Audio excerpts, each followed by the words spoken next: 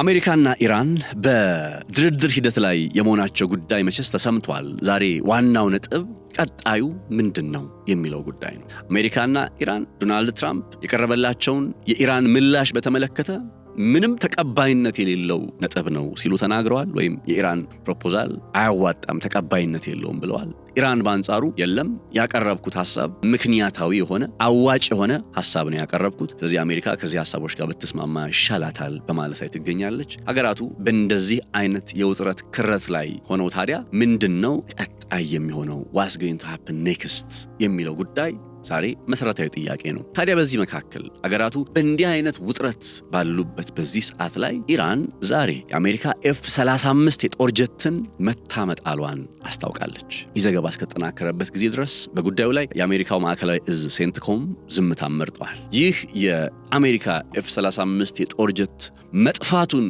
በተመለከተ መመታቱን አይደለም መጥፋቱን ከራዳር እይታ ውጭ መሰወሩን በተመለከተ ዓለም አቀፍ እንደዚህ የጦር አውሮፕላኖችን የጦር ጀቶችን የፍላይት እንቅስቃሴዎችን የሚከታተሉ ተቋማት ያረጋገጡት እውነት ነው ተብሏል። የጦር አውሮፕላኑም ወይም F-35 የጦር ጀቱም የመጨረሻ መልእክቱ ወይም የመጨረሻ ያስተላለፈው ኮድ አደጋ እንደገጠመው ወይም ኢመርጀንሲ እንደገጠመው የሚገልጽ አይነት ነበር።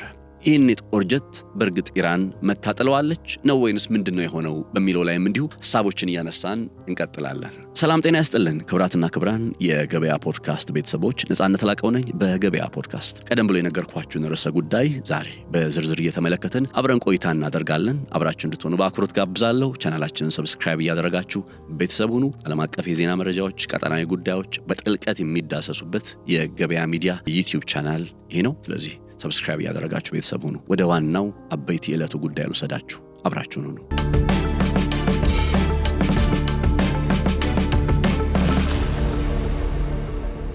አሜሪካና ኢራን አሰልቺ ሊባል በሚችል የድርድር ሂደት ላይ ይገኛሉ።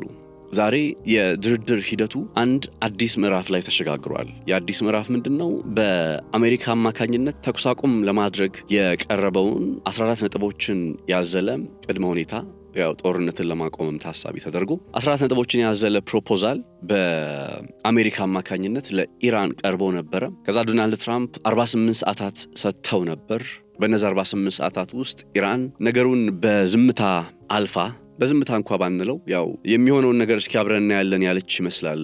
ኢራን 48 ሰዓት ካለፈ በኋላ ምን ይፈጠራል የሚለውን ነገር ማየት የፈለገች ይመስላል። ኤኒዌይ 48 ሰዓቱም ካለፈ በኋላ ቆየት ብላ ለአሜሪካ 14 ነጥቦችን ላዘለው ፕሮፖዛል ምላሽ ሰጥታለች። ይሄ ኢራን የሰጠችው ምላሽ ዝርዝር ነጥቦችን በተመለከተ ምናልባት ወደ በኋላ ላይ የሚወጡ መረጃዎች ይኖራሉ ብዬ አስባለሁኝ። አሁን ላይ እንደዚህ 1 2 3 ተብለው ዝርዝር ነጥቦቹ አልወጡም። ነገር ግን ከዚህ በፊት ኢራን ስታቀርባቸው ከነበሩ የሰላም ሐሳቦች ወይም ጦርነትን የማቆም ሐሳቦች ዶናልድ ትራምፕም ከሰጡት ምላሽ አንጻር ምን አይነት ሐሳቦች ተነስቶ ሊሆን ይችላል የሚለው ጉዳይ ማንሳት የምንችላቸው ነጥቦች አሉ። ከዛ በላይ ግን እነዚህ ነጥቦች አሉ ከሚለው በላይ ምንድነው ቀጣዩ የሚለው ነገር ነው አሳሳቢው ጉዳይ። የዚህ ፖድካስት ጥንቅርም በዛ ጉዳይ ላይ ያተኩራል። ቀጣዩ ምንድነው? ለኢራንና ለአሜሪካ ምንድነው የሚሆነው? ምክንያቱም ዶናልድ ትራምፕ በኢራን አማካኝነት የቀረበውን ፕሮፖዛል አንአክሰፕተብል ሲሉ ነው የገለጹት። ተቀባይነት የሌለው በማለት ነው የገለጹት። ይሄ የዶናልድ ትራምፕ በጉዳዩ ላይ ያላቸው አቋም በዋናነት ምን መሰላችሁ? እንዲያውም ባሳለፍነው እሁድ አንድ ቃለ መጠይቅ ነበራቸውና የላካችሁላቸው 14 ነጥቦችን የያዘው ፕሮፖዛል ምን ትኩረት ያደርጋል ተብለው ሲጠየቁ ዶናልድ ትራምፕ ምንም የተለየ ነገር የለውም፣ ኢራን የኒውክሌር ጦር መሳሪያ እንደማይኖራት ማረጋገጥና በኢራን ውስጥ የሚገኘው የበለጸገ ዩራኒየም ከኢራን ወጥቶ እኛ እንድንረከበው ማድረግ የሚሉት ጉዳዮች እንደሆኑ አጽንኦት ሰጥተው ማብራሪያ ሰጥተዋል። ያው አሁን ላይ እና አሜሪካ እንትናቸውን የአሸናፊነት ልኬቱን እየቀነሱ መጥተው ኒውክሌር የሚባለው ነጥብ ላይ ነው እየተሽከረከሩ የሚገኙት። በመጀመሪያዎቹ የጦርነቱ ቀናት የአገዛዝ ለውጥ ስለማከናወን ነበር ሲወራ የነበረው። የአገዛዝ ለውጥን ኢራን ውስጥ እናከናውን። ከዛ በኋላ ወረደና በሆርሙዝ አካባቢ ላይ የኢራንን ቁጥጥር ማስወገድ ወደሚል መጣ። አሁን ደግሞ ያም እየሆነ ስላልሆነ ኒውክሌር የሚባለው ጉዳይ በተለይ በኢራን ውስጥ የሚገኝ ነው የተባለው 60% የበለጸገ ወደ 470 ኪሎ ኪሎግራም የሚመዝን ዩራኒየምን ጉዳይ በተመለከተ የሞት የሽረት አድርጋለች አሜሪካ። ይህንን ዩራኒየም በእጅ ማስገባት አለብኝ የሚል አቋም አላት እና በ14ቱ ነጥቦች ላይም ከቀረቡት ዋና አበይት ሊባል የሚችለው ነገር ይሄ የ60% የበለጸገ ዩራኒየምን ለአሜሪካ ማስረከብ የሚለውና በተመሳሳይ ደግሞ ኢራን ለመጪዎቹ 12 ዓመታት ይባላል። አሁን ቀደም ባሉት ጊዜ ይኸውላችሁና አሜሪካ ለ20 ዓመት ያክል ኢራን ዩራኒየም ሳታበለጽግ እንድትቀጥል የሚል ሐሳብ ነበረ። ከዛ በኋላ ኢራን ደግሞ 5 ዓመት ድረስ ብቻ ዩራኒየም ሳላበለጽግ ልቀጥል የሚል አቋም ነበራት። ከዛ ቀጥሎ አሁን እየቀረበ ባለው ጦርነትን የማቆም ነጥቦች ላይ ማለት ነው በአሜሪካ አማካኝነት ለ12 ዓመት ከ12 እስከ 15 ዓመታት ድረስ ኢራን ዩራኒየም ሳታበለጽግ እንድትቆይ ጥያቄ የሚያቀርብ ሆኖ ነው የቀረበው። ኢራን ደግሞ ያላት አቋም ምንድነው? የኒውክሊየር ጉዳይን በተመለከተ የምናወራው መጀመሪያ ጦርነቱን በዘለቄታዊነት ማቆም በምንችልባቸው ነጥቦች ላይ ከተስማማን ነው። ለምሳሌ ያክል የሆርሙዝ ሰርጥ ላይ ያላት አቋም ይታወቃል። አሜሪካ ብሎኬዱን ታነሳለች። አሜሪካ የባህር ላይ ክልከላ እገዳውን ስታነሳ ሆርሙዝን ኢራን ትከፍታለች። አንዱ ነጥብ ይሄ ነው። ከዚህ ጋር ጎን ለጎን ተያይዞ ቀጠናዊ ሰላም የሚባለውን ጉዳይም ኢራን ትፈልጋለች። ኢራን ጦርነት ብቻ ሳይሆን እንዲቆም የምትፈልገው ኢራን በቀጠናው ለምሳሌ በሊባኖስ ውስጥ ያለው የሂዝቦላህና የእስራኤል ፍጥጫም እንዲቆም ትፈልጋለች።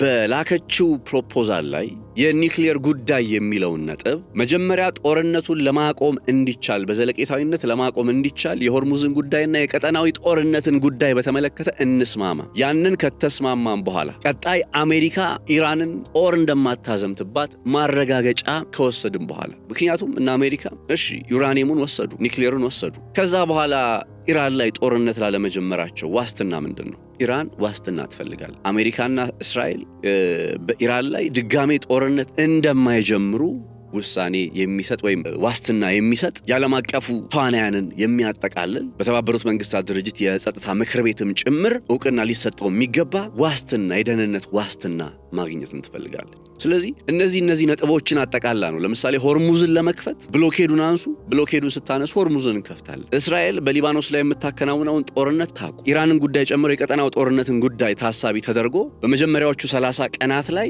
ዘለቄታዊ በሆነ መንገድ ጦርነቱን ማቆም በምንችልበት ሁኔታ ላይ እንነጋገራለን። ከዛ በኋላ በሚቀጥሉት ቀናት ወይም ሳምንታት ደግሞ ዩራኒየምን በተመለከተ ሌላ አዲስ ድርድር፣ ኒውክሊየርን በተመለከተ ድርድሩ ይቀጥላል። እነ ዶናልድ ትራምፕ ደግሞ ያሉበት አቋም አሁን ላይ ጦርነቱን ለማቆም የኒውክሊየር ጉዳይ የበለጸገው ዩራኒየምን ጉዳይ በተመለከተ ኢራን ወደ ስምምነት ትምጣ። ኢራን በተቃራኒው የለም አሁን ጦርነቱን ስለማቆምና ከዛ ከ30 ቀናት በኋላ የዩራኒየምና የኒውክሊየር ጉዳይ ላይ እንነጋገር። ዋነኛ ሁለቱን ሀገራት የሚለያያቸው ነጥብ ይሄ ነው። የእስራኤል ጉዳይ እንዳለ ሆኖ እስራኤል አይደለም በሊባኖስ ውስጥ ያለውን ጦርነት ለማቆም ይቅርና በኢራን ምናልባት በብቸኝነት ወይም አሜሪካ በሌለችበት ኢራን ላይ ጦርነት ስለመጀመር ተደጋግማ እየገለጸች ነው። እንዲያውም አንድ ዜና ያየው ዛሬ እስራኤል የአገዛዝ ለውጥ አሁንም በኢራን ውስጥ መሳካት የሚችል ኦብጀክቲቭ ነው የሚል አይነት አስተያየትን የእስራኤሉ ጠቅላይ ሚኒስትር ቤንያሚን ኔታንያሁ መናገራቸውን ጭምር የሚያሳዩ መረጃዎች እየወጡ ነው። እስራኤል አይደለም በሊባኖስ ውስጥ ያለውን ነገር ልታቆም ይቅርና በኢራን ላይም ጭምር ጦርነትን አከናውና ስለ አገዛዝ ለውጥ ግብ እያደረገች ከመሆኑ አንጻር ሌላው ሁለቱን ሀገራት እየለያያቸው ያለው ነጥብ የኢራን ጦርነት ሲቆም የቀጠናው ጦርነት ጉዳይም አብሮ ይቁም የሚለውን ነጥብ በተመለከተ ያላቸው መለያየት ነው።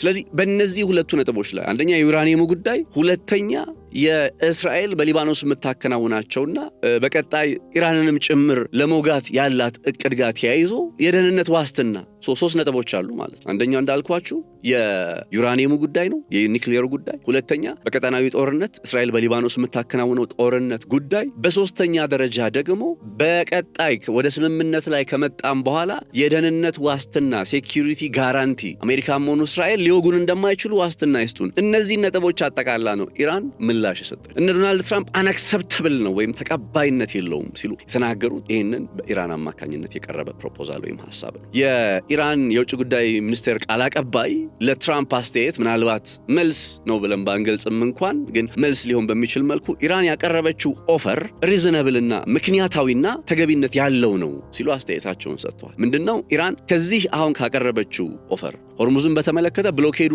አሜሪካ ስታነሳ ሆርሙዝ ይከፈታል። ከዛ የደህንነት ዋስትና። 2 ዩራኒየምንና ኒውክሌርን በተመለከተ መጀመሪያ ጦርነቱን ካቆምን በኋላ በቀጣይ እንነጋገራለን። 3 በአራተኛ ደረጃ ደግሞ በቀጠናው ያለው ጦርነት የነ ሊባኖስ የነ ምናምን ጉዳይ አብሮ እንዲቀመጥ አብሮ እንዲጠቃለል። ስለዚህ የነ ኢራን በእነዚህ ነጥቦች ላይ ትኩረት ማድረጋቸው ወይም እነዚህ ነጥቦች እንደ ቀይ መስመር ማስቀመጣቸው እነ ዶናልድ ትራምፕን አላስደሰተም። እነ ዶናልድ ትራምፕ ኒውክሌርን በተመለከተ ቀጠናዊ ጦርነትን በተመለከተ ሌሎች ጉዳዮችም በአንድ ጊዜ እንዲገታ ይፈልጋሉ፣ ወይም አሁን በስምምነት ሂደት ላይ አንዴ እንዲቆም ይፈልጋሉ። ግን እንደው የሊባኖስን ጉዳይ ከዚህ ከእስራኤል ጋር ተያይዞ ያለውን የሆርሙዝን ጉዳይ የመሳሰሉትን እንቶ ብለን ወይም በይደር አስቀምጠን ዩራኒየምና ኒውክሌር በተመለከተ ያለውን ሐሳብ ካየን በ2015 አሜሪካና ኢራን JCPOA በሚባለው የኒውክሌር ስምምነት መርሃ ግብር ውስጥ ሲጠቃለሉ 3 ዓመትና ከዛ በላይ የፈጀ የድርድር ሂደት እንደነበራቸው አይዘነጋም። 3 ዓመት ፈጅተው ነው እንግዲህ እዛ አይነት ውጤት ላይ የመጡት። ታዲያ እንዴት ነው አሁን በሆኑ ሰዓታት ውስጥ በሆኑ ሳምንታት ውስጥ ይሄ ጉዳይ ባንዴ እንዲቋጭ የሚፈለገው? ኢራን እየጠየቀች ያለው መብቷን ነው። ኢራን የኒውክሌር ጦር መሳሪያ ይኑረኝ አይደለም የምትለው። ኢራን እያለች ያለች ዩራኒየም ላበልጽግ ነው፣ ለሰላማዊ ዓላማ የሚውል ዩራኒየም ላበልጽግ ነው። እንዲህ አይነት መለያየት ላይ መሆናቸው ሌላው እንግዲህ በቀጣይ ምን ሊሆን ይችላል የሚባለውን ነገር ስንመለከት በጣም አስፈሪ የሆነ ድባብ ሊመጣ እንደሚችል ልናስብ የሚያስገድድ ነጥብ ነው። እርግጥ ነው የአሜሪካው ፕሬዝዳንት ዶናልድ ትራምፕ እኔ አይገባኝም። በእርግጥ ትሩዝ ሶሻል በሚባል ገጻቸው ላይ የሚያቀርቧቸው የሚዘረዝሯቸው ነጥቦች ሰምሃው የእሳቸው የግል ፍላጎት ሆነው የሚቀርቡ ናቸው። እኔ የውጭ ግንኙነት ፖሊሲ በማህበራዊ ትስስር ገጽ ወይም እንደ ትሩዝ ሶሻል በመሰለ የትዊተር መልእክት ላይ እየተገለጸ ይመራል የሚል አቋም የለኝም እና አሜሪካ ለምሳሌ ዶናልድ ትራምፕ አንሪዝነብል ነው ወይም የቀረበልን ፕሮፖዛል ምክንያታዊ አይደለም ተቀባይነት የለውም ብለው በትሩዝ ሶሻል ላይ ጻፉ እንጂ በየትኛው ነጥቦች አንፃር ቤት 1 2 3 4 5 ብለው እነዚህ ነጥቦች የሚለውን ጉዳይ በግልጽ አላስቀመጡ። በጠቅላላው የቀረበው ፕሮፖዛል አንአክሰፕተብል ነው ብለው መግለጽ አይቻልም። ምክንያቱም ይሄ ኢራን ላይ ጫና ለማሳደር ኢራን ላይ ፍርሃትን ለማምጣት ኢራን በቃ ዶናልድ ትራምፕ ያቀረብንላቸውን ፕሮፖዛል አልተቀበሉም ብለው እጃቸውን እንዲሰጡ እንደዛ አይነት ሐሳብ ነው ያለው። እውነተኛ የድርድር ሂደት ነው ከተባለ የሚመለከተው አካል አለ አይደለ? የኢራንን ፕሮፖዛል ተቀብሎ ገምግሞ 1 በዚህ 2 በዚህ 3 በዚህ በእነዚህ ምክንያቶች ኢራን ያቀረበችው ፕሮፖዛል ተቀባይነት የለውም፣ ስለዚህ በእነዚህ ላይ ማሻሻያ ታደርግ ወይም እነዚህን ታስወጣ ታስገባ እንዲህ የሚሆን አይነት መልስ እየተጠበቀ ዶናልድ ትራምፕ በትሩዝ ሶሻል ላይ ብቻ ወጥተው እንደዚህ የሚል አንአክሰፕተብል ነው የሚል መልእክትን ሲያጋሩ ስታዩ ነገሩ በተለይ የአሜሪካ የውጭ ግንኙነት ፖሊሲ አካሄድ እንዴት ነው እየተቃኘ ያለው የሚለውን ጥያቄ እንድናነሳ የሚያስገድድ። እንግዲህ ሁለቱ ሀገራት በእንደዚህ አይነት ውጥረት ላይ ጦርነቱን ለማቆም በሚያስችሉ ነጥቦች ላይ መስማማት ባልቻሉበት በዚህ ጊዜ ደግሞ በዛሬው ዕለት F-35 የሚባል የአሜሪካ የጦር ጀት ኦማን ተነስቶ እየበረረ ባለበት ሰዓት ላይ እክል እንዳጋጠመው የሚገልጽ መልእክትን አስተላልፎ ይሄ ዓለም አቀፍ የመግባቢያ ቋንቋ አለ። እንደዚህ የጦር ጀቶች፣ ጦር አውሮፕላኖች የመሳሰሉት በበረራ ላይ እያሉ አደገኛ ሁኔታ ሲያጋጥማቸው ኢመርጀንሲ ሲያጋጥማቸው ለፍላይት ኮንትሮል ስቴሽኑ የሚያስተላልፉት የአደጋ ጥሪ መልእክት አለ። የሆነ ኮድ አለው 7700 እንደዚህ የሚሉት ኮድ አለ እና ያንን ኮድ ሲያስተላልፉ አደጋ አጋጥሟቸዋል ማለት ነው። ይሄንን ኮድ አስተላልፈዋል። F-35 የአሜሪካ የጦር ጀት ይሄንን ኮድ አስተላልፈዋል። ይሄንን ኮድ አስተላልፎ ከዛ ገልፍ ኦፍ ኦማን አካባቢ ነው የተነሳው። ከዛ እየበረረ በነበረበት ሰዓት ላይ ይሄንን ያልኳችሁን ኮድ የአደጋ ጊዜ መልእክት አስተላለፈ። ከዛ ወደ ዩናይትድ አረብ ኤምሬት አቅጣጫውን አዞረ ተባለ። ከዛ ከሳተላይት ትራከር ሲስተም ወይም ከራዳር ሲስተም ጠፋ። ኢራን ይሄንን የጦር ጀት በተመለከተ ከኢራን በኩል የሚወጡ መረጃዎች F-35 የጦር ጀቱን መተነዋል፣ አጋይተነዋል፣ ጥለነዋል የሚሉ አይነት ቅርጽን ይዘዋል። ኢራን ዛሬም F-35 የአሜሪካ የጦር ጀትን መትቼ ጥያለሁ እያለች ትገኛለች። በአንጻሩ በጉዳዩ ላይ ሴንትኮምም ሆነ እንግዲህ ይሄ ዘገባ እስከተጠናከረበት ጊዜ ድረስ ነው። ወደ በኋላ ላይ አፕዴት ሊኖር ይችላል፣ በዜና መረጃዎቻችን ላይ እንመለከተዋለን። ግን የሆነውን ነገር ልንገራችሁና ምን ማለት እንደሆነ እያነሳን ስለምንቀጥል ችግር የለውም ለፖድካስት ቆይታችን። በሴንትኮም በኩልም ሆነ በዩናይትድ አረብ ኤምሬት በኩል በመሳሰሉት በተፈጠረው ጉዳይ ላይ እንዲህ ነው ብለው የሰጡት ወይም የገለጹት መልእክት የለም። ነገር ግን የሳተላይት ትራከር መረጃዎች F-35 የጦር ጀቱ ከራዳር ሲስተም ውስጥ እንደጠፋ የሚገልጽ መረጃን ይፋ አድርገዋል። አሁን ልዩነቱ ምንድነው? ኢራን ይህንን F-35 የጦር ጀት መትቼ ጥያለሁ ማለቷ፣ ከዛ ባለፈ ደግሞ እነ ሴንትኮም በጉዳዩ ላይ ዝምታን መምረጣቸው ነው። አስቡ፣ ሁለቱ ሀገራት በድርድር መካከል ሆነው ወይም ጦርነቱን ስለማቆም እየተነጋገሩ ባለበት በዚህ ሰዓት ላይ ኢቭን የአሜሪካ የጦር ጀት አድራሻው ጠፍቶ F-35 የጦር ጀትን ኢራን መትቼ ጥያለሁ እያለች ትገኛለች። በቀጣይና አሜሪካ ምን ይላሉ በጉዳዩ ላይ የሚለው ተጠባቂ ነው። በነገራችሁ ላይ የዛሬ መጀመሪያ አይደለም። ከሰሞኑ እንደምታስታውሱት ሌላ C-130 የሚባለው የጦር አውሮፕላን ሪፊውለር ነው በአየር ላይ ለረጅም ሰዓታት እየቆየ ሌሎች የጦር ሄሊኮፕተሮችን፣ የጦር ጀቶችን የመሳሰሉትን ነዳጅ የሚሞላላቸው የጦር አውሮፕላን እንዲሁ መጥፋቱ አይዘነጋም እና ዝም ብሎ ከመሬት ተነስቶ የሆኑ የጦር ጀቶች ወይም የጦር አውሮፕላኖች ሊጠፉ አይችሉም፣ አንዳች ነገር ካልገጠማቸው በቃ። ሁልጊዜ አደጋ ኢመርጀንሲ ሊያጋጥማቸው ደግሞ አይችልም ካልተመቱ ወይ ጉዳት ካልደረሰባቸው በቀር። ኤኒዌይ ተመተዋል አልተመቱም፣ ጉዳት ደርሶባቸዋል አልደረሰባቸውም የሚለውን ነገር በተመለከተ በተለይ ይሄ F-35 የጦር ጀቱን በተመለከተ የወጡ አሁን በኢራን በኩል F-35ቱን መተን ጥለነዋል ከማለት በዘለል በየት ቦታ በምን መልኩ እንዴት የሚሉትን ነገሮች በተመለከተ ዝርዝር ጉዳዮች አሉት። ኢቭን F-35 የጦር ጀቱ ተመቶ ወድቋል የሚለውን ነገር ለማረጋገጥ የሚያስችል የሳተላይት ምስልም አልተገኘም። ያው እንዲገኝም ኤክስፔክት አይደረግም። እንደምታውቁት በዛ አካባቢ ላይ የሳተላይት ምስሎች አቀርቦት ጉዳይ በተለይ የአሜሪካ ፓይለት ተመቶ ወደቀ በተባለበት ጊዜ በኢራን ክልል ውስጥ የአሜሪካው ፓይለት በወደቀበት ጊዜ ከዛ በኋላ ባሉት ተከታታይ ሳምንታት እስከዛሬም ድረስ በዚህ በኢራንና በፐርሺያን ገልፍ አካባቢ ላይ ያሉ ሀገራትን የሚመለከት ከጦርነቱ ጋር የተያያዘ የሳተላይት ምስሎችን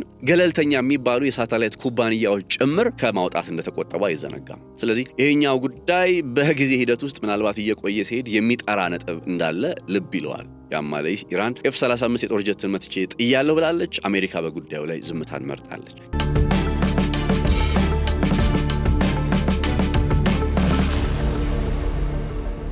ከዚህ በመነሳት ነው እንግዲህ ሀገራቱ አንደኛ በድርድር ሂደቱ ላይ እነ ዶናልድ ትራምፕ አንአክሰፕተብል ነው ወይም ኢራን የላከችልን ፕሮፖዛል ተቀባይነት የለውም እያሉ ነው። እነ ኢራን በበኩላቸው ሪዝነብል ወይም ምክንያታዊ የሆነ ፕሮፖዛል አስገብተንላቸዋል፣ በፓኪስታን በኩል አድርገን ልከንላቸዋል እያሉ ይገኛሉ።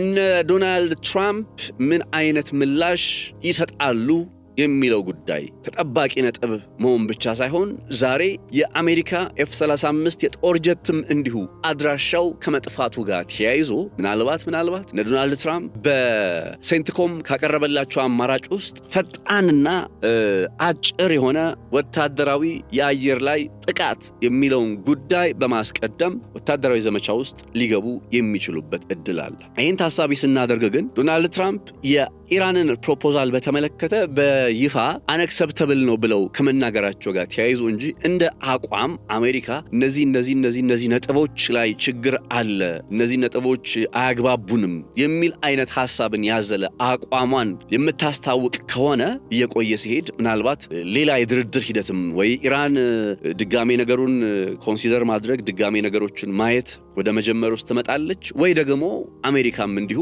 ካስቀመጠቻቸው ቅድመ ሁኔታዎች ወይም ጦርነቱን ለማቆም በተለይ ከኒውክሌር ጋር ተያይዞ እንዲሁም ደግሞ ከቀጠናዊ ጦርነት ጋር ተያይዞ እነ እስራኤልና ሊባኖስን ከሚያጠቃልለው ጦርነት ጋር ተያይዞ ያላቸውን አቋም በተመለከተ በተወሰነ መለሳለስ ወይም መሻሻል ኮምፕሮማይዝ የማድረግ ሂደት ውስጥ ሊገቡ ይችላሉ። ያንን ነገር በአንድ መልኩ የምንጠብቀው ፖዚቲቭ እንሁን ብለን ስናስብ ነው። ይሄ በቃ በቀጠናው ላይ ሰላም ይውረድ ብለን ስናስብ ሁለቱም ሀገራት ተቀራርበው ለመነጋገር ፍላጎት አላቸው ብለን ስናስብ የምናመጣው እንደው ምን ይሆናል ለሚለው ጥያቄ የሚቀርብ ትንበያ እንበለው ወይም ግምት እንበለው እንጂ በተጨባጭ ፕራክቲካሊ ነፃነት ለምሳሌ ምንድነው የምታስበው? አሁን ሁለቱ ሀገራት የኢራን ፕሮፖዛል ይጠበቅ ነበረ። የኢራን ፕሮፖዛል ለአሜሪካ ቀረበ። ለአሜሪካ ከቀረበ በኋላ ዶናልድ ትራምፕ አንአክሰፕተብል ነው አሉ። ቀጣይ ምን ሊሆን ይችላል የሚለውን ነገር ብትጠይቁኝ በግሌ የምረዳው ነገር ምንድነው ሁለቱም ሀገራት የሆኑ ጽንፎች ላይ የቆሙ ስለሆነ አንደኛ፣ ሁለተኛ በጦር መሳሪያቸው ይተማመናሉ። ኢራንም የጦር ዝግጅት ስታደርግ ቆይታለች። አሜሪካም ሴንትኮም ያቀረበውን የአማራጮች ታስታውሳላችሁ። ለዶናልድ ትራምፕ 3 አማራጭን አቀርቦላቸዋል። አንደኛው ያቀረበላቸው ፈጣንና አጭር የሆነ ወታደራዊ ዘመቻ ማድረግ፣ ሁለተኛ ደግሞ የኒውክሌር ማብለያ ጣቢያው ያለበት አካባቢ ላይ በተለይ የበለጸገው ዩራኒየም አለ የሚባለው እንግዲህ ኢስፋሃን አካባቢ አይደል፣ እዛ አካባቢ ላይ ገብቶ ወዲያውኑ በአጭር ዘመቻ ልክ ፓይለቱን ይዘው ለመውጣት እንደሞከሩበት አይነት ያው ፓይለት ነው ምንድነው ምናምን የሚለውን ነገር በተመለከተ ብዙ ያወራናቸው ጉዳዮች አሉ። እንደዛ አይነት አጭር የሆነ ዘመቻ ማከናወን የሚለውን ጉዳይም ታሳቢ ሊያደርጉ ይችላሉ ይባላል። እነዛ ነገሮችን ኮንሲደር ስናደርግ ወይም ታሳቢ ስናደርግ somehow የሆነ አይነት የጦርነት ምዕራፍ የሚቀር ይመስላል እና አሜሪካ ኢራን ላይ ጦርነትን አማራጭ አድርገው ጫና በማሳደር የሚፈልጉትን ነገር ማስከበር ወይም ማስጠበቅ እንደሚችሉ ያምናሉ። ስቲል ያምናሉ። ብሎኬዱ በኢራን ላይ እየሰራ እንደሆነ ያምናሉ። ይሁን እንጂ የአሜሪካ የኢንተለጀንስ መረጃ ከዛው ከነ ዶናልድ ትራምፕ ሀገር አሜሪካ የወጣ የስለላ መረጃ ኢራን ቢያንስ ከ3 እስከ 4 ወራት ያክል ለመጪዎቹ 3 እና 4 ወራት የአሜሪካን የባህር ላይ ከበባ ተቋቁማ ለመቀጠል አቅም እንዳላት ጭምር የተገለጸ ነው። የሚገርማችሁ እኮ ከሩሲያ ጋር ትብብር በመፍጠር የየብስና የውሃ ላይ የትራንስፖርት አማራጮችን ስለመጠቀም ሁለቱ ሀገራት ፕሮጀክቶችን ለማስተግበር እንቅስቃሴ መጀመራቸውን በትላንትና የገበያ የዜና ጥንቅራችን ላይ እንዳነሳ ነው አይዘነጋ። ስለዚህ ዶናልድ ትራምፕ አሁን በሩሲያ በኩልም ኢራን አማራጭ ለመፈለግ ጥረት እያደረገች የመሆኗን ነጥብ ይዘነጋሉ ተብሎ አይጠበቅም። ከዛ ዶናልድ ትራምፕ በቀጣይ ሳምንት ደግሞ ወደ ቻይና በመሄድ በሜይ 15 እና በሜይ 16 ለ2 ቀናት ያክል ቤጂንግ ውስጥ ከሺ ጂንፒንግ ጋር ቆይታ እንደሚያደርጉ ይጠበቃል። ያንን ጉብኝት ከማድረጋቸው በፊት በተቻለ መጠን ይሄኛውን የጦርነት ምዕራፍ ለመቋጨት ፍላጎት አላቸው እና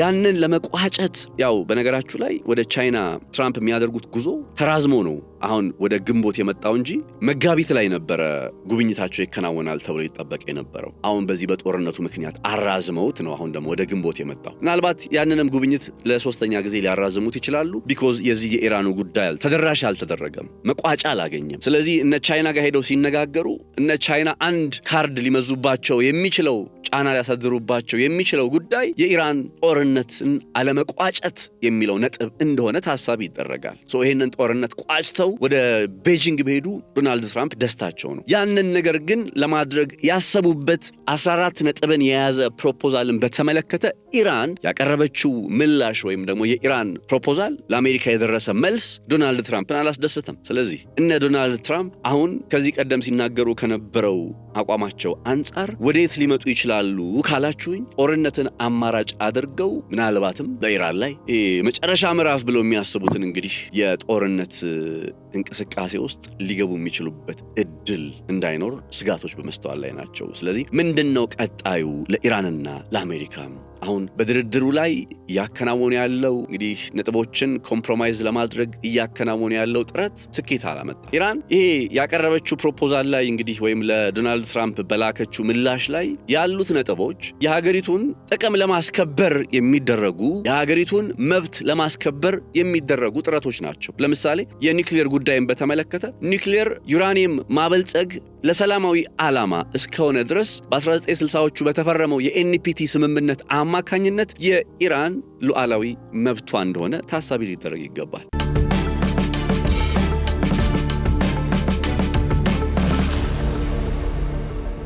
እነ ዶናልድ ትራምፕ በአጭር ጊዜ ዩራኒየሙንም ለመረከብ ፍላጎት ማሳየታቸው ይህንን ዩራኒየም በተመለከተ እነ ሩሲያ ቢወስዱላት ነው ኢራን የምትመርጠው ወይም ቻይና የኢራንን ዩራኒየም ልውሰድ ብትል ነው ኢራን የምትመርጠው እና አሜሪካ ደግሞ ራሳቸው መውሰድ ነው የሚፈልጉ። ይሄ የመለያያ ነጥቦች አሉ። በሆርሙዝ ሰርጥ ጉዳይ ላይ ኢቭን ተገባበሩ። ሆርሙዝ ሰርጥ ለመክፈት መጀመሪያ ሆርሙዝ ሰርጥ ነው መከፈት ያለበት ወይስ የአሜሪካ ከበባ ነው መቀመጥ ያለበት? አሜሪካ ሆርሙዝ ሰርጥን ክፈቺ ከዛ ከበባውን አነሳለሁ የሚል አቋም አላት። ኢራን ደግሞ ከበባውን አንሺ ሆርሙዝ ሰርጥን አነሳለሁ። ይህ ሰምሃው በእርግጥ ሁለቱ ሀገራት ወደ ድርድር መጥተው ጦርነቱን ለመቋጨት ፍላጎት አላቸውን የሚለውን ጥያቄ ጭምር እንድናነሳ የሚያስገድድ ነገር እየሆነ ያለው ነገር ማለት ነው። እና ቀጣይ ሊሆን ከሚችሉ ነጥቦች መካከል አንዱ ይሄ በጣም አክረን ካሰብነው የጦርነት ጉዳይ የሚለው ነጥብ በጣም አስጊ የቀጠናው ነባራዊ ሁኔታ ሊሆን እንደሚችል ለአሜሪካ ወታደራዊ ዘመቻቸውን ሊቀጥሉበት እንደሚችሉ ታሳቢ ይደረጋል። ሰምሃው ግን አሁን ነገሩ እየተራዘመ በመምጣቱ ነው። ገብቷቸዋል።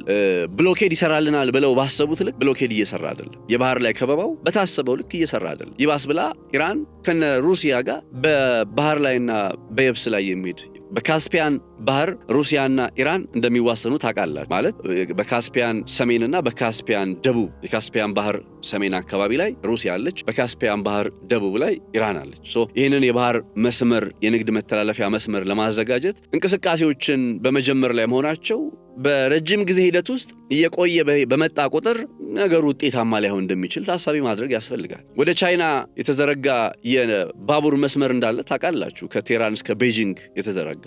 እነዚህ የየብስ መስመሮች ደግሞ አሁን ከሩሲያ ጋር መገናኘት በሚቻልበት አይነት መንገድ ላይክ በካስፒያን ባህር ላይ የምትዋሰናቸው ሀገሮች ሄደው ከኢራን ጋርም ስለሚዋሰኑ በነዛ በባህር ላይ እንዳለ ሁሉ በየብስ ላይም ጭምር የትራንስፖርት አማራጭን ታሳቢ እያደረጉ ነው። ስለዚህ እነ ዶናልድ ትራምፕ ብሎኬድ ማከናወን የሚሉት ጉዳይ በኦማን ባህር ላይ መቀጠሉ መቼ ውጤት ሊያመጣ ይችላል፣ መቼ ድል ሊያስመዘግብላቸው ይችላል ከሚለው ነጥቦች አንጻር ከቃኘ ነው ያን ያክል ተስፋ ሰጪ እየሆነ ስላልታየ፣ ለዚህ ደግሞ የአሜሪካ የኢንተለጀንስ መረጃም ጭምር ያው በግልጽ ከ3 እስከ 4 ወራት ያክል ኢራን ተቋቁማ መቀጠል ትችላለች እያለም ከመሆኑ አንጻር ምንድነው የሚሆነው የሚለውን ነገር ታሳቢ ካደረግን ሴንትኮም ቀደም ብሎ ያቀረበው አጭርና ፈጣን ወታደራዊ አማራጭን እነ ዶናልድ ትራምፕ ሊከተሉ ይችላሉ የሚለው ጉዳይ በቀዳሚነት ይነሳል። ሌላኛው የነ ፓኪስታን የአደራዳሪነት ሚና አሁንም ይቀጥልና በሁለቱ ሀገራት የመለያ ነጥቦች ላይ ኮምፕሮማይዝ እንዲደራረጉ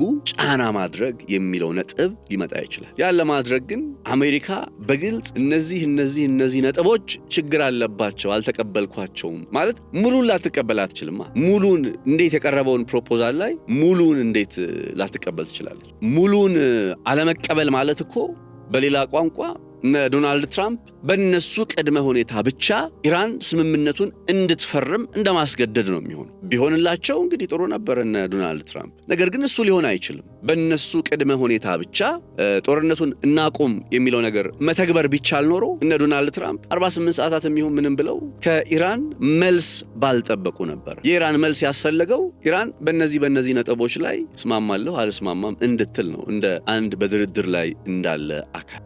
እነዚህ ጉዳዮችን ታሳቢ ስናደርግ በመጪዎቹ ጊዜ ለኢራንና ለአሜሪካ ቀጣዩ ምንድነው የሚለውን ነገር ካየን እኔ እውነቴን ነው የምላችሁ አንድ የጦርነት ምዕራፍ ያለ ይመስለኛል። አንድ የጦርነት ምዕራፍ እነ እስራኤል በሊባኖስ ውስጥ ያለውን ጦርነት አቁሙ ቢባሉ somehow ወትሮም ደስተኛ አይደሉም። እንደምታውቁት በኢራንና በአሜሪካ መካከል አሁን ጦርነቱን በዚህ መልኩ ለመቋጨት የሚደረገው ጥረት ሌትስ ሴይ ከ12 እስከ 15 ዓመታት ያክል ኢራን ዩራኒየም ሳታበለጽግ ትቆያለች፣ ከዛ በኋላ ዩራኒየም ማበልጸግ ትጀምራለች የሚለው ጉዳይ በፍጹም እስራኤልን የሚያስደስት አይደለም። ስለዚህ እኔ እስራኤል በተቻለ መጠን ይሄ ጦርነት ቢቀጥልላት ኔታንያሁ የሚመርጡ ይመስላሉ። ያንን አይነት ነገር ሊያስከትል የሚችል እንቅስቃሴ ላይ እንዴት ነው የምንመለከታቸው ከተባለ አንዱ መንገድ በሊባኖስ ውስጥ ያለውን ጦርነት አለማቆም ነው። በሊባኖስ ውስጥ ያለውን ጦርነት እስካላቆሙ ድረስ ደግሞ ኢራን የሆርሙዝ ሰርጥን የመክፈቷ ጉዳይ አሁንም አደጋ ውስጥ ነው። ከዚህ ቀደም ኢራን ሆርሙዝ ሰርጥን እኮ ለመጨረሻ ጊዜ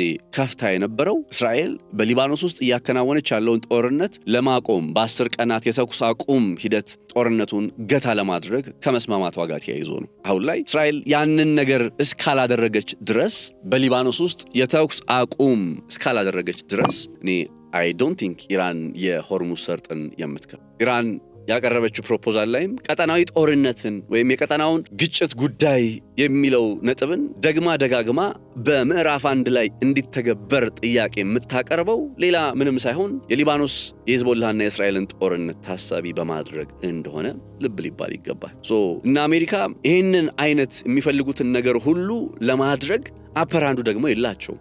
በጦርነት ላይ 40 ቀናት ያክል ቆይተው በ40 ቀናቱ ጦርነት የኢራንን የባላስቲክ ሚሳኤል የክሩዝ ሚሳኤል አቅም አወዳድመነዋል፣ ከጥቅም ውጭ አድርገነዋል ብለው ነገሩንና ነገር ግን እነ ዋል ስትሪት ጆርናል ከዛው ከአሜሪካ ይዘዋቸው የወጡ የስለላ መረጃዎችን ምንጭ ያደረጉ መረጃዎች የኢራን የባላስቲክ ሚሳኤልና ብቻ ኢራን ጦር ኃይል አቅም 75 ከመቶ ገደማ አልተነካም፣ ገና አለ ሲሉ ተናገሩ። ስለዚህ በ40 ቀኑ ጦርነት እነ አሜሪካ ወይም እነ እስራኤል ኢራን ላይ ፈጽመውት የነበረው ወታደራዊ ዘመቻ የሚፈልጉትን ግብ በተለይ ኢራንን የባላስቲክና የክሩዝ ሚሳኤል እንዲሁም የድሮን አቅም አሽመድመደናል ብለው ሊገልጹ የሚችሉበት መሆን ይቀርና ግማሽ ለግማሽ እንኳን ከጥቅም ውጭ ያላደረጉበት እንደሆነ የሚያስረዳ ነው።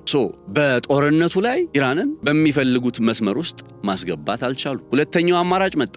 የባህር ኃይሉ አማራጭ ብሎኬድ ተከናወነ። ብሎኬዱ ወይም የባህር ላይ ከበባው ተከናውኖ በዚህ የባህር ላይ ከበባ አሁን ኢራን ምንም ጉዳት አልደረሰባትም አይደለም። ኦፍ ኮርስ ጉዳት ደርሶባታል። እንዲያውም ከትላንት ወዲያ በከርግ የተባለ በሚጠራው ደሴት ላይ የሳተላይት ምስሎችን ምንጭ ያደረጉ የኢራን ነዳጅ ሞልቶ ይሄ የማጠራቀሚያ አቅሙ ሞልቶ ወደ ባህሩ መፍሰስ ጀምሯል የሚሉ ዘገባዎች ወጥተዋል። በእርግጥ በዚህ ጉዳይ ላይ የኢራን ባለስልጣናት የሰጡት ምላሽ ምንድነው? የኛ ሳይሆን ከከርግ ደሴት ላይ ወጣ ሳይሆን በአካባቢው ላይ የተከማቹ ያው ሆርሙዝ ከመዘጋቱ ጋር ተያይዞ እኮ ከ800 እስከ 1500 ድረስ የሚጠጉ የንግድ መርከቦች በዛ ቦታ ላይ ስቲል ምን እንዳሉ ናቸው እንደተገቱ ናቸው እና የነዚህ መርከቦች ፍሳሽ ነው እንጂ ነዳጅ አይደለም የሚል አይነት ምላሽን ሰጥታለች። እኔ አሁንም ቢሆን ነዳጇን ኢራን ለመላክ ትቸገራለች የሚል አስተያየት የለኝም። ለምን ካላችሁ ከዚህ ቀደም ሰርተንላችሁ በነበረ አንድ ጥንቅር ላይ የእነ tankertracker.com እነ ቮርቴክስ እነ ሎይድ ሊስትስ የመሰሉ የመርከቦችን እንቅስቃሴ በሳተላይት ምስሎች ጭምር በመደገፍ መረጃዎችን የሚያቀርቡ ተቋማት በእርግጥም ብሎኬዱ በተከናወነባቸው በመጀመሪያዎቹ 15 ቀናት ብቻ ማለት ነው በመጀመሪያዎቹ 15 ቀናት ብቻ ወደ 9 ሚሊዮን በርሜል ድፍድፍ ነዳጅ የኢራንን ምድር ለቆ መውጣቱን ነግረውናል። ይሄ በመጀመሪያዎቹ 15 ቀናት ብሎኬዱ በተከናወነ በመጀመሪያዎቹ 15 ቀናት የሆነው ነው። እርግጥ ነው ኢራን በየቀኑ መላክ ከምትችለው አንጻር በተወሰነ መልኩ ቅናሽ አሳይቷል። ቢኮዝ በቀደሙት ጊዜያት ወይም ከጦርነቱ በፊት በነበሩት ጊዜያት ኢራን በትንሹ ለቻይና እንኳን 1.4 ሚሊዮን 1.5 ሚሊዮን በርሜል ድፍድፍ ነዳጅ የምትልክ ሀገር እንደነበረች አይዘነጋም። በተወሰነ ፐርሰንት ቅናሽ ማሳየቱ እውነት ነው። ብሎኬዱ ያመጣው ተጽዕኖ አለ። ነገር ግን ብሎኬዱ ሙሉ በሙሉ የኢራንን የውጭ የነዳጅ የመላክ አቅም ወደ ዜሮ አስገብቶታል ብለን መግለጽ አንችልም። ስለዚህ በአንድም ይሁን በሌላ የሳተላይት ምስሎችንም ጠቀስን፣ አሜሪካ ኢንተለጀንስ መረጃዎችንም ጠቅሰን ስንመለከት የአሜሪካ በኢራን ላይ ያከናወነችው ብሎኬድም ውጤታማ አልሆነም። ስለዚህ ስቲል ሌቨሬጅ ወይም የመደራደሪያ ካርዱ በኢራን ዘንድ ይገኛል። በጦርነትም በባህር ላይ ከበባም የሚፈለገው ነገር ስላልተሳካ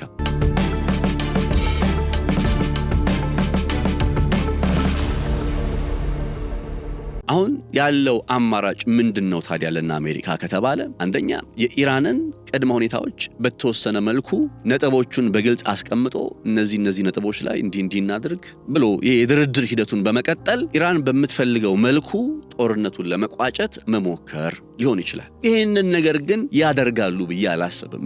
በተለይ ዩራኒየሙን በተመለከተ ኒክሌሩን በተመለከተ አሁን ላይ የሆነ ውጤት እንዲመዘገብ ይፈልጋሉ እነ ዶናልድ ትራምፕ። ያንን ነገር የሙጥኝ ያሉት ለምን መሰላችሁ? ለውጥ እኮ ኖሮት አይደለም። እንዳልኳችሁ የዩራኒየምን ጉዳይ በተመለከተ ኢራን ከዚህ ጦርነት መጀመር በፊት በፌብሩዋሪ 26 ወይም ከ75 ቀናት በፊት ጦርነቱ ከመጀመሩ ከ2 ቀን በፊት በኦማን ውስጥ እየተከናወነ ባለ የድርድር ሂደት ላይ ኢራን ዩራኒየም የሚባለውን የማበልጸግ ሂደቷን በተመለከተና የተከማቸውን ዩራኒየም 60% የበለጸገ የተከማቸውን ዩራኒየም 470 ኪሎ ግራም እና እዛ አካባቢ የሚገለጸው ማለት ነው አሳልፋ ለመስጠት ወደ ስምምነት ላይ እየመጣች እንደነበር አይዘነጋም። አይሚን ልላችሁ የፈለኩት ነገር ምንድነው? ኢራን የዚህ ዩራኒየምን በተመለከተ ያላት አቋም ምን እንደሆነ ይታወቃል። ይሄ የሞት ሽረት የምታደርገው ነገር አይደለም። ነገር ግን ነው የምላችሁ እኔ ራይት ነው ምን አስባለሁ መሰላችሁ? እና አሜሪካ አንደኛ ዝም ብሎ በቃ ኢራንን እንደብድብ ቢሉ አስቡት። ያ 60% የበለጸገውን ዩራኒየም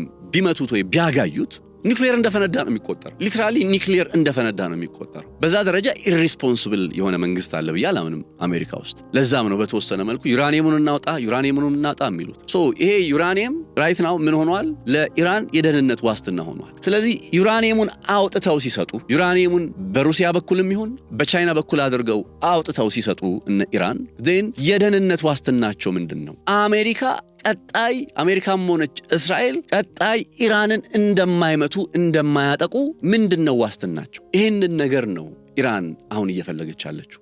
እሺ መስማማት የምንችልባቸው ነጥቦች አሉ። ነገር ግን የደህንነት ዋስትና የሚባለውን ነገር ከአሜሪካ ማግኘት አልቻለችም። ዶናልድ ትራምፕ ደግሞ ይሄን የደህንነት ዋስትና መስጠት አይችሉም። ምክንያቱም እስራኤልን አሁን ጠቅላይ ሚኒስትር ኔታንያሁ ሪጂም ቼንጅስ ስቲል ፖሲብል እያሉ ነው። በኢራን ውስጥ የአገዛዝ ለውጥ አሁንም ይቻላል ሊሳካል እያሉ ነው። ስለዚህ ይሄ አይነት ነባራዊ ሁኔታ በምን አይነት ክረት ውስጥ እንዳለ ተረዳችሁኝ? ለዛ ነው ሰምሃው ይሄ ድርድር ሂደት ከነጭራሹ ተስፋ ወይም ጦርነቱን ሊያቆም ወደሚችል አይነት ነጥብ ውስጥ ይወስዳል ወይ ከተባለ it depends on አንደኛ አሜሪካ ምን ያክል ካስቀመጠቻቸው ቅድመ ሁኔታዎች ኮምፕሮማይዝ ለማድረግ ተዘጋጅታለች የሚለው ነጥብ ላይ በተለይ የደህንነት ዋስትናን በተመለከተና የሊባኖስን የቀጠናዊ ጦርነቱን ጉዳይ በተመለከተ ምን ያክል አሜሪካ ከኢራን ጋር ለመስማማት ፈልጋለች የሚል because ኢራን እነዚህን ነጥቦች የሊባኖስን ጉዳይ ሆነ የደህንነት ዋስትና የምትላቸውን ነገሮች በመጀመሪያው ምዕራፍ ላይ እነዚህ ነገሮች ሆኑ እነዚህን ነገሮች ካደረግን በኋላ ወደ ኒውክሊየር ጉዳይ እንሄዳለን አሚን እኔ አሁን ይሄኛው አካሄድ ተገቢ ነው ብዬ ማምነው ለመሰላችሁ አንደኛ ዩራኒየሙን ከወሰዱ በኋላ ምን እንደሚደረግ አናውቅም ጦርነት ሊገቡ ይችላሉ ድጋሚ ተመለሱ የገጠማቸውን ውርደት ሽንፈት አሻሽለው ለመቀጠል ውድመት ነው ገብቷቸዋል ለነሱ ቢያንስ አንድ ወር ቢዋጉ ከዚህ በኋላ አንድ ወር ቢዋጉ let's say ኢራንን ማውደም ኢራንን ማፈራረስ ነው ለኢራን ደግሞ ከፍተኛ ኪሳራ ነው ለምንድነው ለኢራን የደህንነት ዋስትና መስጠት የማይፈልጉት ከኢራን ጋር ከዚህ በኋላ ጦርነት ውስጥ አንገባም የሚል አይነት ስምምነት ውስጥ ለምንድነው መምጣት ያልፈለጉት ይሄ ጥያቄ ነው ዋነኛ የመለያ ነጥብ ከዛ በመነሳት ነው somehow እነዚህ ሀገራት በተለይ አሜሪካ አሁን ላይ ባለው የድርድር ሂደት somehow ተስፋ እየቆረጠች ይመስላል ስለዚህ ጦርነትን አማራጭ ሊያደርጉ የሚችሉበት እድል እንዳለ ነው ማስበው ያ ይቀራል ለምላችሁ የመጨረሻው የጦርነቱ ምዕራፍ አይዘር ዊዝ በእስራኤል አማካኝነት ብቻ የሚፈጸም አይነት ሆኖ ወይም ደግሞ እስራኤልና አሜሪካ በጋራ ሆነው የሚፈጽሙት አንድ የሆነ የጦርነት ምዕራፍ የሚከተል ይመስላል ይሄ እንዳይሆን ከተፈለገ ይሄ እንዳይመጣ ከተፈለገ ሁለት ነገሮች መሆን አለባቸው የመጀመሪያው እንዳልኳችሁ እና አሜሪካ የደህንነት ዋስትና መስጠት የሚለው ጉዳይ ላይ አንዳች ማረጋገጫ ማምጣት አለባቸው ያ ሲሆን ቀጣይ ስለ ዩራኒየሙ ጉዳይ ለመነጋገርም እድል ይመጣል በሮች ይከፈታል የደህንነት ዋስትና በሌለበት ግን አሁን ላይ ገና የጦር መሳሪያ ሳይሆን ነገር ግን እንደ ጦር መሳሪያ ሆኖ ኢራንን እየጠበቀ ነው ባንልም እንኳን ስቲል እና አሜሪካ ይሄ በቃ ኢሬስፖንሲብል በሆነ መልኩ ለምሳሌ ጋዛ ውስጥ አለች እስራኤል ጋዛ ውስጥ የምታከናውነው ጦርነት አለ እስራኤል ሊባኖስ ውስጥ የምታከናውነው ጦርነት አለ በእንደዛ አይነት ደረጃ አይደለም ኢራን ውስጥ ያለው ጦርነት በዛ ደረጃ የሚገለጽ አይደለም ሲጀምር እንደዛ አይነት ጦርነትን ላለመግባት የሚያደርጋቸው ነገር ምክንያቱም ድብደባ ነው ኢማጂን በቃ ድብደባ አይደል አሁን ጋዛ ውስጥ ምንም ያጸፋ ምላሽ የሚሰጥ አካል የለም ያው ሐማስም ቢሆኑ ያን ያክል ከእስራኤል አንፃር እንትንም እንላችሁ አይደለም ስቲል ሊባኖስ ውስጥ ያለው ሂዝቦላ ቡድንም ቢሆን ቤሩትን መከላከል አይችልም ቤሩትን መጠበቅ አይችልም እነ ኢራን ውስጥ ግን መጠበቅ የሚችሉት በአጸፋ ምላሻቸው አቅም ነው ስለዚህ somehow እና አሜሪካ ይለይለት ብለው የበሰበሰ ዝናብ አይፈራም በሚለው መልኩ ጦርነትን አማራጭ አድርገው ሊቀጥሉ የሚችልበት አይነት ሁኔታ እንዳለ ገምታለሁ ወይም አስባለሁ እናንተ ምን ታስባላችሁ እስኪ ሐሳብ አስተያየቶቻችሁን በኮሜንት መስጫው ሳጥን ላይ አስቀምጡልን ብዙ አዳዲስ ነገሮች የሚወጡበት አይነት ጉዳይ ስለሆነ በሌሎች ጥንቅሮቻችን ላይም እንዲሁ በተከታታይ ይሄኛውን ነጥብ እያየነው እንቀጥላለን ለጦርነት ሩብ ጉዳይ ሊባል በሚችል ደረጃ ላይ አርጌ ነው የሚገልጻቸው ዛሬ አሜሪካና ኢራንን ለጦርነት ሩብ ጉዳይ ቀጣይ ምን አይነት ነባራዊ ሁኔታዎች ተለውጠው እና አሜሪካ በየትኞቹ በቃ ወደ ድርድር ሄደው ወደ ስምምነት ላይ መምጣት የሚችሉት እንዳልኳችሁ እና አሜሪካ የመደራደሪያ ነጥቦቹ ወይም ካርዶቹ በኢራን እጅ ከመሆናቸው አንፃር ምን ያክል ኮምፕሮማይዝ ለማድረግ ዝግጁ ናቸው ምን ያክል ካስቀመጧቸው ቅድመ ሁኔታዎች ላይ ቸርተት ለማለት ዝግጁ ናቸው በሚሉት ነጥቦች ላይ እንደሆነ ልብ ሊባል ይገባል የሚለው የዛሬው የገበያ ፖድካስቴ የመጨረሻ መዝጊያ ይሆንልኝ ነፃነት ላቀው ነበርኩኝ በገበያ ፖድካስት አብሬያችሁ ቆይታ ያደረኩት ብራችሁ ስለቆያችሁ እጅግ በጣም ከልብ አመሰግናለሁኝ በየዕለቱ በእንዲህ አይነት መረጃዎች በገበያ ፖድካስት መገናኘታችንን እንቀጥላለን በምሽት የቪዲዮ ትንታኔ ደግሞ ሌላ ርዕሰ ጉዳይን ይዘን ወደ እናንተ ምንመጣ ይሆናል እስከዛው መልካም ጊዜ መልካም ቆይታ ይሆንላችሁ